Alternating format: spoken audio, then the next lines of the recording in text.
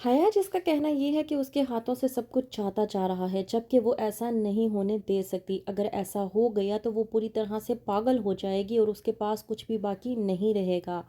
ڈرامے کے next episode میں آپ لوگ دیکھیں گے کہ حیا جو کہ روحان سے بات کرنے کی کوشش کرتی ہے اور اس کو منانے کی کوشش کرتی ہے، لیکن روحان جو کہ حیا سے کہتا ہے کہ بس بہت ہو گیا، میں نے کبھی نہیں سوچا تھا کہ تم ایسی ہوگی اور یہ سب کچھ کرو گی۔ روحان سے جب حیا کہتی ہے کہ میں نے آخرکار کیا کیا ہے، تم کیا سوچ رہے ہو، تو وہیں پر روحان بھڑکتا ہے اور کہتا ہے کہ میں تمہیں کیوں بتاؤں، ویسے بھی تم نے ایک مجھے ذلت میں مبتلا کر کے رکھ دیا ہے۔ اس بات پر حیا بھڑکتی ہے اور کہتی ہے روحان سے کہ تم ذلت کی بات کر رہی ہو، میں خود ایک عذاب میں مبتلا ہو چکی ہوں۔ روحان جو کہ حیا کی یہ بات سننے کے بعد فل غصے میں آ جاتا ہے اور کہتا ہے کہ یہ عذاب بھی تم نے خود اپنے آپ پر نازل کیا ہے، اور اتنا ہی نہیں، مجھ پر بھی یہ عذاب تمہاری ان سازشوں کی وجہ سے برپا ہوا ہے۔ پتہ نہیں تم کیا سوچ کر یہ تمام تر سازشیں کرتی رہی،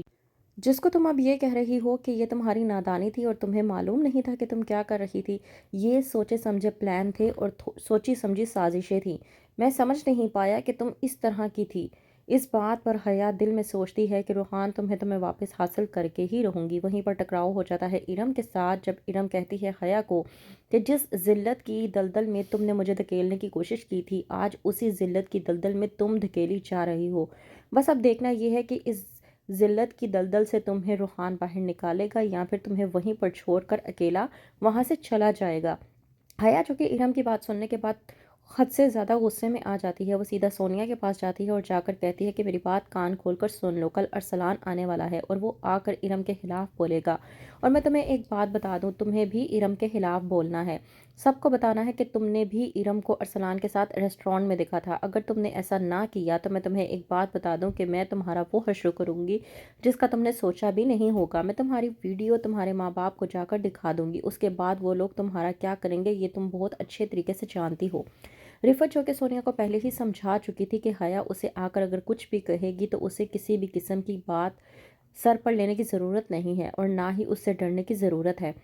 سونیا حیا کو یہ دکھانے کی کوشش کرتی ہے کہ وہ اس سے ڈر رہی ہے، لیکن وہ دل میں تہیہ کر لیتی ہے کہ اس بار وہ حیا کی باتوں میں بالکل بھی نہیں آئے گی۔ وہیں پر دوسری طرف حیا جو کہ سوچتی ہے کہ مبارک مستور کو ایک بار پھر سے باتوں میں لیا جائے، تو جاتی ہے مبارک مستور کے پاس اور جا کر کہتی ہے کہ مجھے آپ سے بات کرنی ہے۔ مبارک مستور حیا کو دیکھ کر پہلے تو غصے میں آ جاتی ہے، پھر کہتی ہے کہ تم یہاں پر مجھے کوئی اطلاع دینے آئی ہو یا پھر کچھ بتانے کے لیے آئی ہو یا کچھ پوچھنے آئی ہو۔ حیا جب کہتی ہے کہ میں آپ سے کچھ پوچھنے آئی ہوں تو مبارک مستور غصے میں آ کر کہتی ہے کہ کہو کیا کہنا ہے تم نے۔